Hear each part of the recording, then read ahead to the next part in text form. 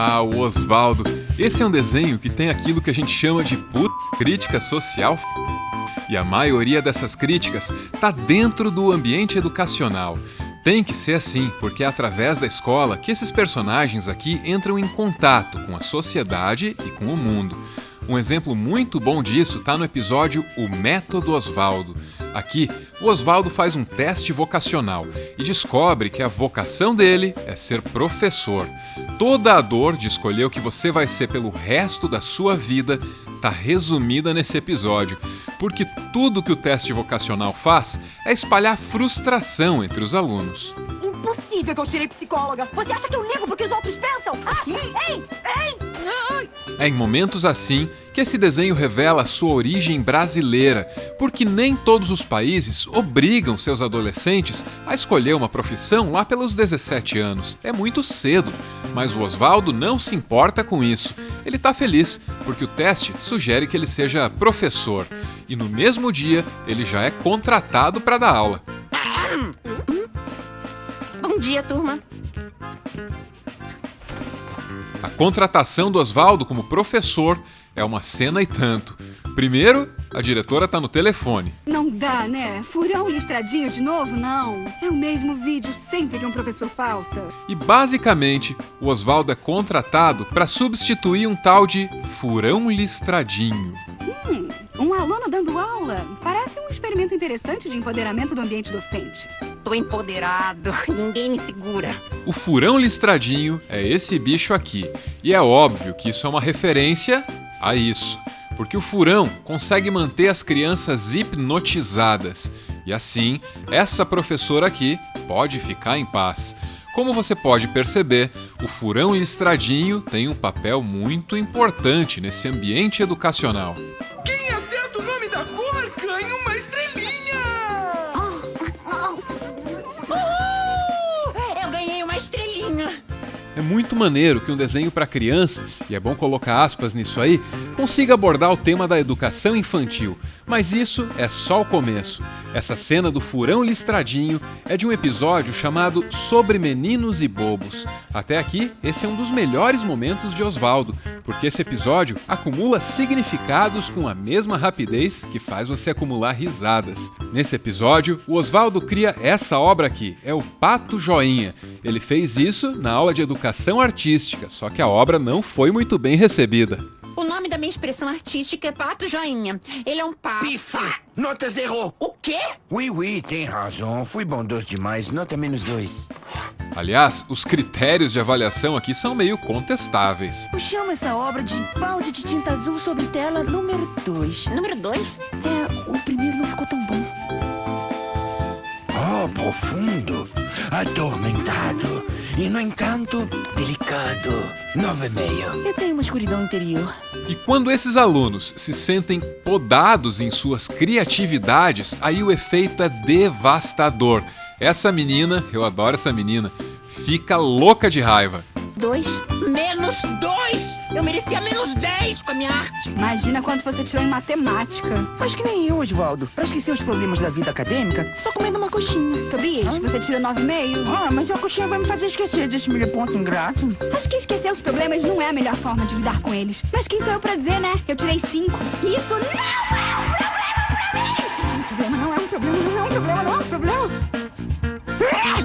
Já o Osvaldo começa a regredir na vida. Ele volta para a pré-escola e é lá que ele toma contato com o furão listradinho. Dentro dessa sala, a gente percebe que o furão listradinho tem uma função importante.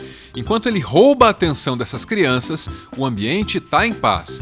Porque se Deus me livre rolar um acidente e as crianças ficarem sem o furão listradinho, aí o bicho pega. O que tá acontecendo? Ai, Tobias, me ajuda. Diga para o meu pai que eu não vou jantar hoje em casa. Não fala assim, amigo. Você vai sobreviver. É porque eu comi muita coxinha e estou sem fome. A revolta dos bebês é grave e parece sem solução, até que o Osvaldo salva o dia. Olha, amiguinhos, eu sou um pato joinha.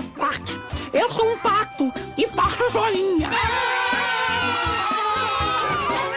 Aqui, o roteiro desse episódio começa a mostrar que, no fim das contas, aquele pato joinha mostrado lá no começo tinha algum valor.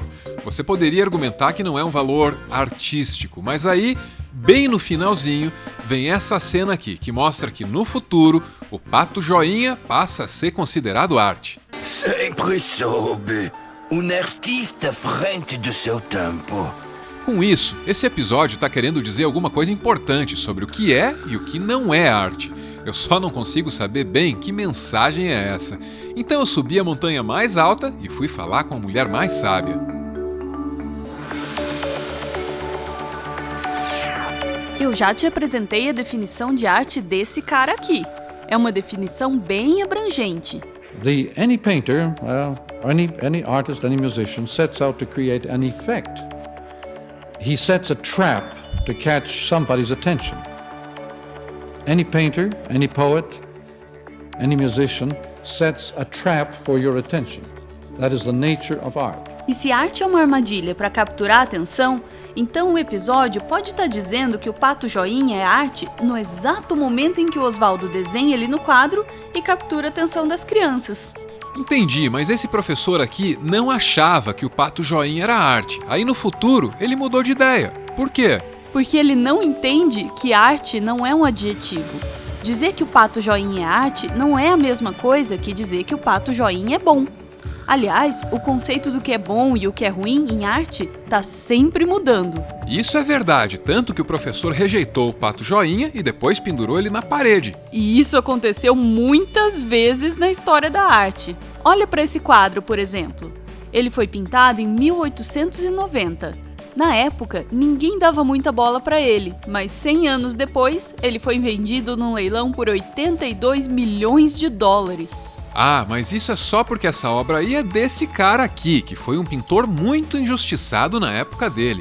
Essas coisas, hoje em dia, já não acontecem mais. Aí é que você se engana. Nesse momento histórico, a gente tá vendo uma mudança na maneira como o grafite é visto dentro do contexto da arte. E a maior prova disso são obras como essa aqui. Ela foi feita por aquele que pode ser considerado o maior artista desse meio. Ele, ou eles, porque pode ser um coletivo, se chama Banksy. Esse rato aqui foi retirado de uma parede da cidade de São Francisco, por esse cara. Ele tentou doar a obra para um museu, mas o museu não aceitou nem de graça. I took that down not to sell it, but I'm taking it down in the hopes that I can donate it somewhere so it is on public display. Would you be interested if I donated this piece? Is it something that SF MoMA would be interested in? Well, I mean, donation. That's a really good question because, as I've said, we have worked with artists who've done this. And for us to figure out what our limits are and how we understand what our collection policies are, this is something that's constantly expanding and changing. Sure. I'm actually going to interrupt here and say, yeah, I think we can stop this line. Is the camera off?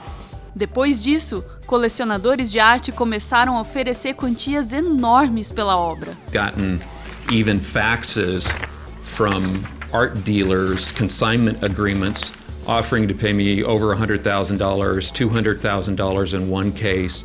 I'm not going to back down. My goal is to find a place to put this where the public can enjoy it.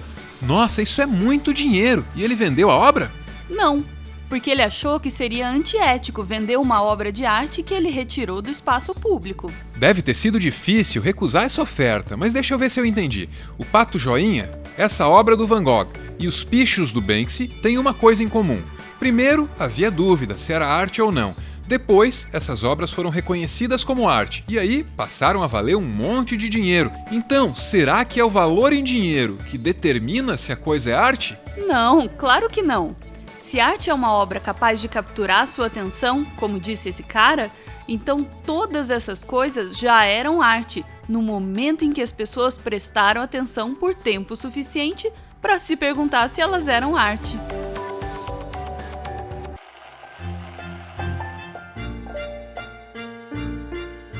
Muito obrigado por compartilhar esse vídeo.